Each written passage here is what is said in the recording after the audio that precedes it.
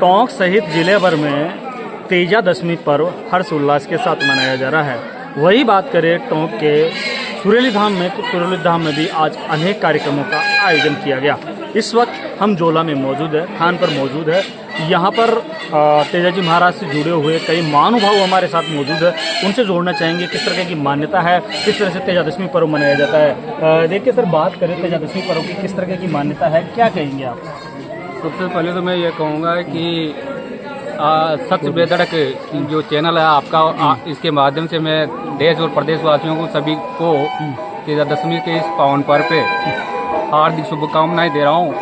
और आज तेजाजी महाराज की पुण्य स्मृति में जो सत्यवादी थे और गोरक्षक थे और अपने हिंदू सांस्कृतिक धरोहर कायम रखे गए, उसी के उपलक्ष्य में इतना बड़ा ये मेला उत्सव जो मनाया जा रहा है, ये परंपरा रही है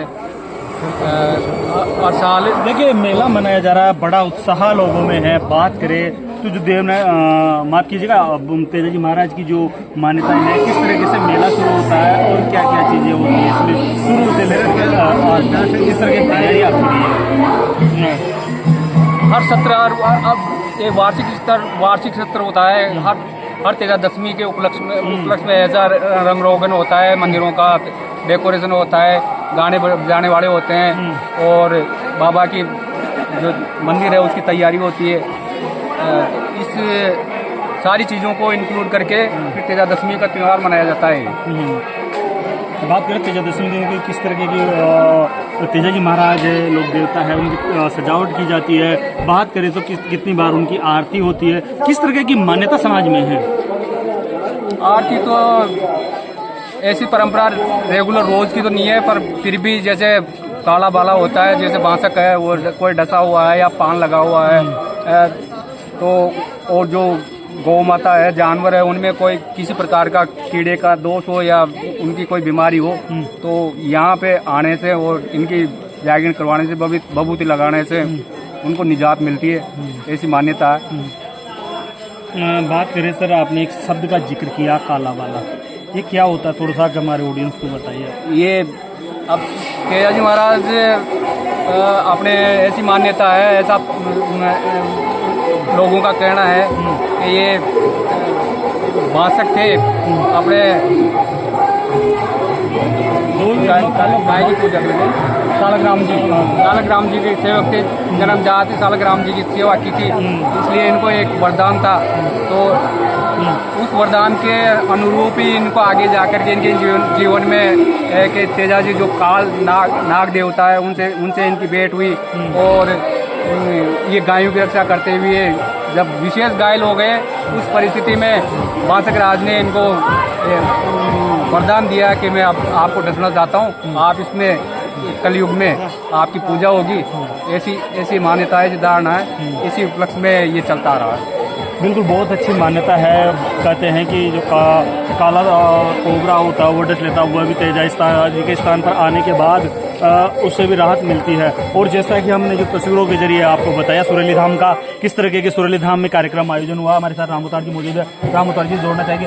राम अवतार जी, क्या कहेंगे आज तेजा दशमी कार्यक्रम को लेकर के आप? ये पर्व उल्लास के साथ मनाया जाता है और ये जब गए थे तो नाग देवता भी उसमें अग्नि में से बचाया, तो उसने अपनी जीवन लीला समाप्त करने के लिए अग्नि में जल रहे थे जोड़ा से, तो नागनी जल गए और नाग देवता रह गया। वो क्रोध होकर के तेजाजी महाराज को डसने के लिए कहा, तो तेजाजी महाराज ने कहा कि मैं ससुराल जाकर के वापस आ जाऊं और फिर डस लेना। तो ससुराल गए तो कुछ अनबन होने के कारण ससुराल नहीं रुके और लाशा गुजरी के घर पर रुके। वहाँ इनकी गाड़ी में चोर ले गए, तो गोरक्षा के लिए गए, तो वहाँ पहले तो गाय को लिए, फिर दूसरी बार काले खेड़े को लेने गए, तब उसको शराब लगे, छाटा दे दिया। जो महाराज घायल होने के बाद घोड़े पर बैठ करके आए, हीरा गुरु के खेड़ा को संभाया, फिर वहाँ से सीधा सुसरा मामी पर पहुँचे। मामी पर जाकर के नागराज ने फरियाद की, तो नागराज उसको दशा तो नागराज ने बोला भाई तू पूरा ही घायल है, मैं तेरे को काट दूँ। तो तेजा जी ने कहा बाबा मेरे हाथ की हथेली है, मुकमाई जीभ है, ये सारी है, इनको डस ले। तो तेजा जी महाराज ने मना कर दिया। मना करने के बाद नागराज ने तेजा जी महाराज से कहा कि मैं मेरे बाला के जरिए आपको घोड़ी पे चढ़ाता हूँ और फिर मेरे को मुंह में डस लेना। तो तेजा जी महाराज को मुंह में डस लिया। जब उसने वरदान दिया जाओ संसार में तुम्हारी पूजा होगी, पान मेरा होगा, मान तेरा होगा।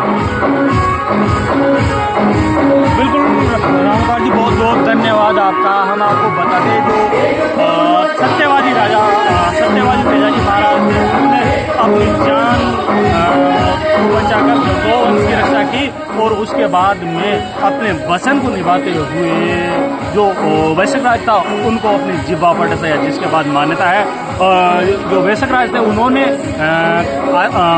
वरदान दिया कि आपके नाम से कलयुग में कोई भी अगर जहरीला जीव जंतु काट लेगा उसके बाद आपका उसका जहर खत्म हो जाएगा, जिससे ये मान्यता चली आ रही है। लगातार जिले भर में बात नहीं, पूरे राजस्थान और प्रदेश देश भर में अनेक धार्मिक कार्यक्रमों का आयोजन किया जा रहा है। अब आपके दोस्त का जोड़ को दीजिए इजाजत। नमस्कार।